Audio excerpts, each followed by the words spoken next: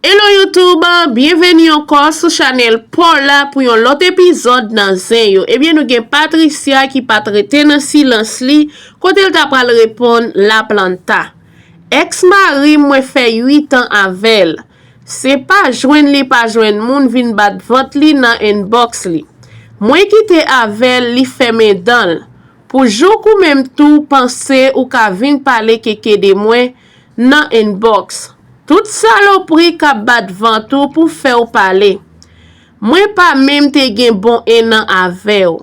A chouchou, si ou pense m'ka pe ou, en aller. On fait jouet là pour moi entre moi avec ou, qui est qui gen a perdi. Moi pas perdi jouet sa yo. Côté ou vle sa rive a, la prive là. En aller. C'est démasqué, moi fout di, moi démasqué, oui, ça ou genyen ou a fait jol wifi comme ça. Eh bien, c'est comme ça, Patricia, tap kase mette nan bol, la planta. Eh bien, nous gen Jude dans Célestin qui t'a pral rentrer dans dossier à côté, il t'a pral di. Depuis m'te wè yon gros garçon bien important comme ça qui ap travail. Yo di li journaliste. Yo di li se yon moun important dans pays. Yo nèg kon sa pa dwe pa gen yon bout visa pour visiter moun li vle nan Amerika. Visa pa yon obligation. Gen an pile moun ki gen l'argent ak job ki pa gen el. Mais c'est parce que sans doute yo pa gen besoin. Pas parce que yo pa ka joindre li.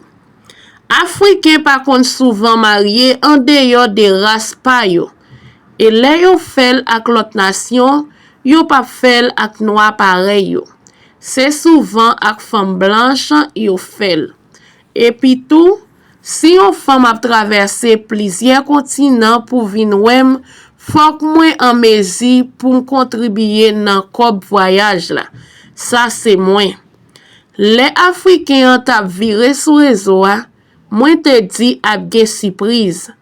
Moi te dit relation très suspect. À la fin, semblait c'est tout garçon qui pas bon. Pas seulement garçon haïtien.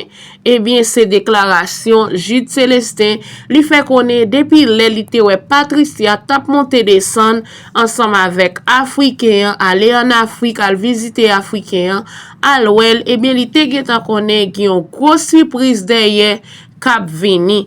Ba vi pon espace commentaire dit qui ça pensez et partagez vidéo ça pour être connecté avec nous. Ba vidéo ça yon like et partagez, abonnez à la chaîne.